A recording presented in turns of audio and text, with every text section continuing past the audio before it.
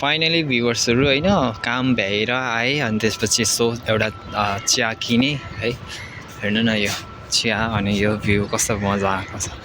So अनि क्याम्पमा अनि यसो म चाहिँ अब बसेर चिया खानेछु अनि अनि सुत्नु त पर्यो। तर यो वेदर यस्तो छ कि सुत्न मनै छैन क्या मलाई, किनभने यो हेरिराख्न पाइँदैन नि त यो वेदर। त्यही भएर चाहिँ अब यो वेदर हेर्नु त अब अर्को साल कुर्नुपर्छ होला। त्यही भएर के सुत्नु है, अब के गर्ने हो के गर्ने थाहा छैन। सुतौँ कि हेरौँ कि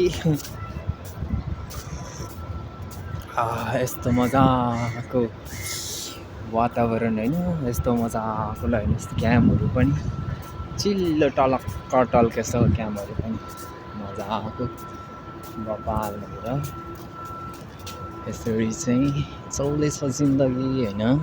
सो हेर्नु न खाली हुन्छ फेरि यो चौर छ नि सन्डेको दिनमा चाहिँ पुरा प्याक हुन्छ, यति धेरै मान्छेहरू हुन्छ।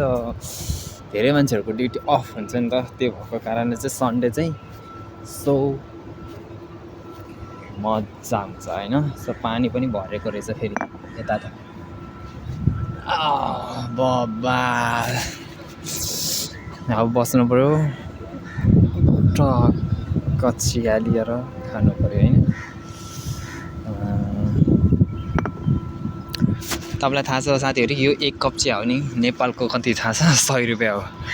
100 को चिया खाँदैछु है मैले चाहिँ।